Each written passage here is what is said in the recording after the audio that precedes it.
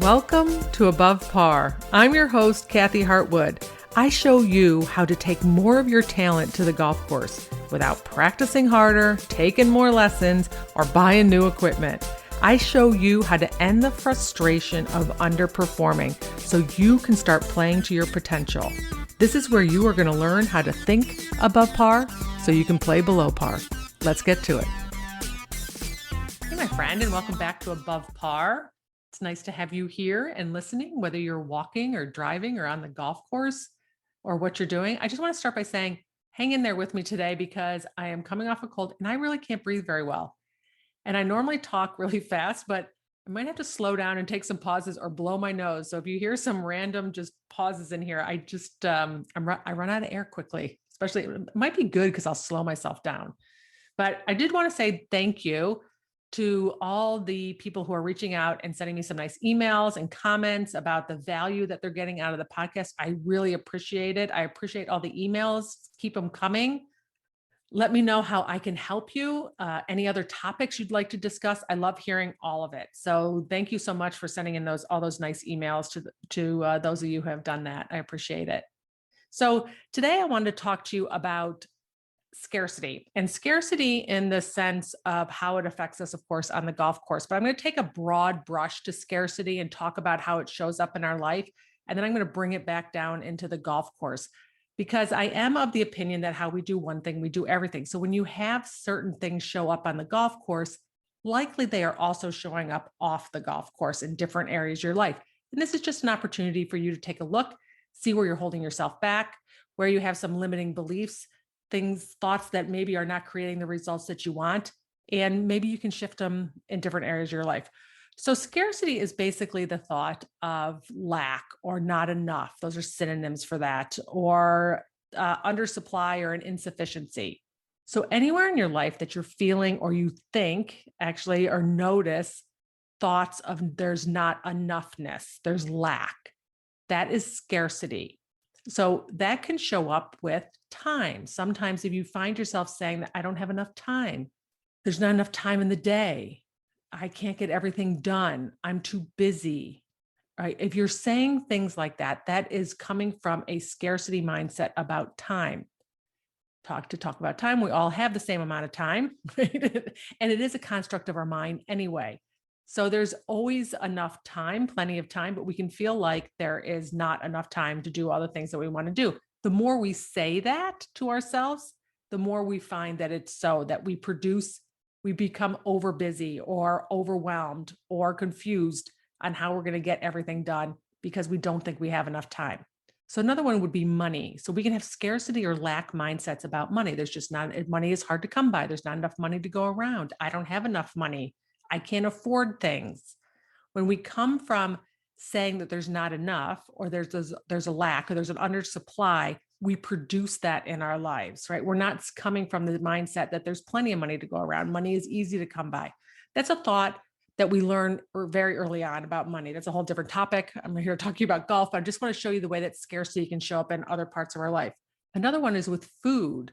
Right. So especially if you grew up with a big family, or maybe you grew up with a family that didn't have enough food, we can come with a mindset there's just not enough food to go around. So like you throw food on the table and you have ravenous kids trying to take it all, eat all the food, right? They can grow up having this mindset that there's just not enough food to go around, that they're going to run out of food, right? And that's where a lot of times you get people who overeat because they feel like they're just are not willing to throw out food or to discard. We had that mindset when I was growing up. It's like we couldn't waste food. There was always starving kids in China, so eat it.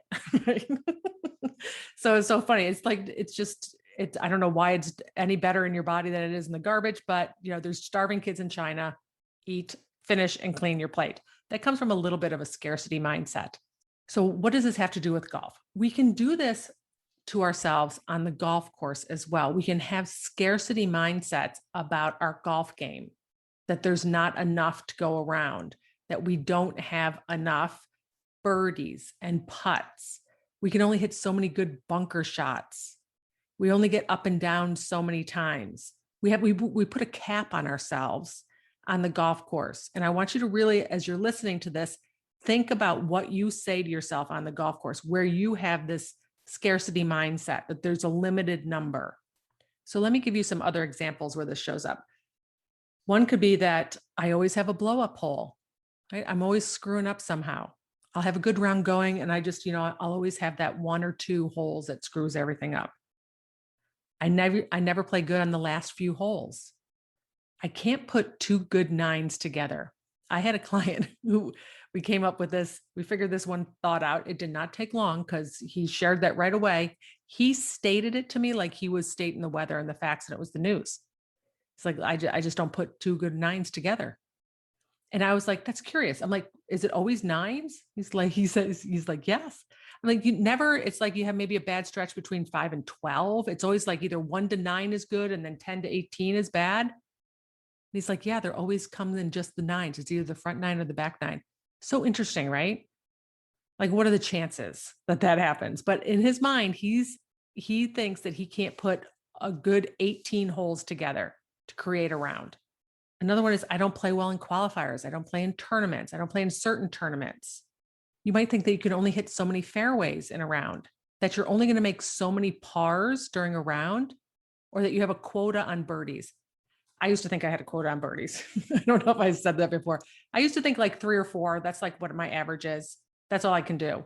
I totally limited myself because I was like, that's me. I went out and I made 3 or 4 birdies, but nothing really more than that. So I'd go out and I make a couple bogeys. Now I'm like, oh crap, right? These birdies better start showing up. What happens if I don't make all those birdies that day? That's going to be a problem, right? So when I got started out and I made a couple bogeys, or if I made a double, then in my mind, I'm like, I can't get this back because I only make so many birdies in a round, because of course I had horrible thoughts about my putting.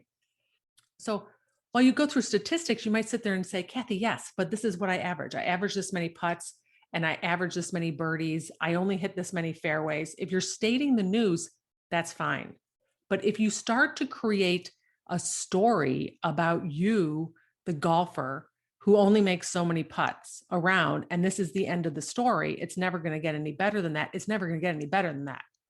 That is going to be the end of your story. I was playing with a group of friends, and my one friend made a hole in one. Now, that was the second time I've been with her when she's made a hole in one. So she, of course, thought I was her lucky charm. But the other girl in the group, the other woman in the group, said to her that she's stealing all the hole in ones. She's using them all up. Like, quit making hole in ones. Like, there's only so many to go around. And I'm pretty sure she was serious. There was no joke to that. She really thought that she was using up all the possible hole in ones that were going around. It's just like, it just comes out, right? It's just amazing. But of course, that's not realistic. That's not true. That's just such a limited scarcity mindset that there's only so many, there's a quota of how many hole in ones one person can have, or how many hole in ones that there are. Like, there's a supply of it. There's a limited amount that can go around. And she's taken up the lion's share. It's so funny the way that works. But this is the thing. This is what I want to tell you. You want to shift. If you notice that you have some of these limited scarcity mindsets, you want to start shifting your thinking. I always tell you that my first thing is you want to start noticing your thoughts. You want to start noticing that you're saying some of these limited scarcity, lack, insufficient supply thoughts. Notice where they show up for you. Notice that you're stating them like it is a fact. And when we do that, when we state our thoughts like they're facts, then they just become non-negotiable. There's no room for growth in that. It's not going to change because it's a fact, right? And so we just kind of say, well, this is the way things are. What we do is we tell the story of ourselves as the person who has this insufficiency. So it would look like, this is a story of Kathy. Kathy is a person who only makes 3 birdies in a round.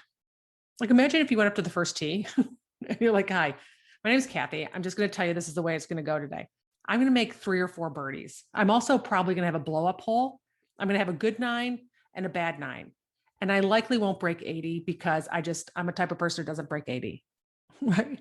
Would you imagine introducing yourself that way? I think some people would be relieved because we worry about what other people think. But this is that we're telling the story of ourselves as a person who can only do so much. Like, what is your lack story? What is your insufficient story? What can you not do enough of? Have you ever had some of those great rounds going and you're like, this is amazing. I've never played this low before. And you just kind of automatically go back and you kind of blow up the last few holes. That's you getting back to your comfort zone, right? No, I'm out of my comfort zone. This isn't me. This isn't the story that I'm telling of myself, right? This is outside of my realm. I'm the type of person who shoots whatever in the high 80s. I'm on my way to breaking par. That can't happen, right? And then we sabotage unknowingly. We're not doing it on purpose. It's because we're telling ourselves, you're telling yourself a story of who you are as a golfer, right? So who are you stating the story of? I'm a person who, how many birdies do you make? Pars do you make? Are you a person who blows up on the last 3 holes? Do you tell the story of you're a person who chokes in tournaments? You're a person who's anxious. This is a little off topic, but we also tell stories about that too. I'm a person who just has anxiety and I play golf with anxiety. We never given ourselves an opportunity in there to change and shift. Tell the story of who you want to be. Who do you want to be? Right? Start coming up with an abundant thoughts and an abundant mindset. Abundant is where there's plenty, or my favorite word, plethora. There's a plethora of birdies out there. There's a plethora of fairways to hit, right? There's a wealth of good swings in me. That's another one. People are like, I only have so many good swings. Really? I don't know. Is that true? Because guess what? You're going to prove it over and over and over again. Your brain likes to be right. So if you tell yourself the story that you only have so many good swings, you can only hit so many fairways, you can only make so many putts, you're going to prove that right. Even when you're disproving it and you have 3 holes left, you're going to blow the last 3 holes to prove yourself right.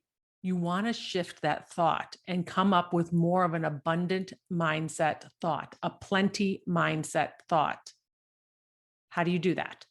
So if you're telling the story of you're a person who only makes, I'm going to go back to my story that I'm a person who only makes 3 or 4 birdies a round, right? You want your first shift is, I mean, you'd love to get to the point where I can birdie every hole and believe it. That's the difference, right? We want to believe it. So I'm a type of person who can totally birdie every hole, not a problem. You might have to start with, it's totally possible I can birdie more than 3 or 4 holes. It's totally possible I can break 80, whatever your number is. It's possible I have a lot of good swings in me. And then you shift it to your next step is there's plenty of good swings. It makes no sense that I couldn't birdie every hole. Of course I could birdie every hole. Who's to say that I can't make a ton of putts today or hit a ton of fairways? I've also put together 2 good 9s before. I know I can do it again. It's subtle. It feels so different. And you start proving yourself right in this area too. Your brain likes to prove you right. So if you tell it what you want to prove to be right, it will go to work to prove it. So if you let yourself think a thought that there's plenty of birdies out there for me to make today, your brain's going to want to prove that right. As long as you don't switch it, that thought, as long as you don't let go of it, you want to hang on to that.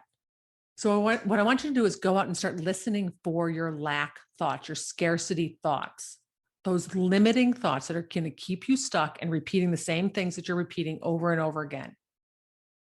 Especially if you're struggling getting to a next level, whether it's making enough birdies, breaking through a score barrier, whether it's putting a couple 9s together, putting 18 holes together, listen for the little subtle thoughts that sometimes you need someone like me to notice. I notice them right away when people talk to me. You might have to write them down on a piece of paper and get them out of your head and then look at them and notice anything in there. Then I want you to add, it's possible I could, whatever it is, make more birdies, put 2 9s together. I've done it before. I can do it again.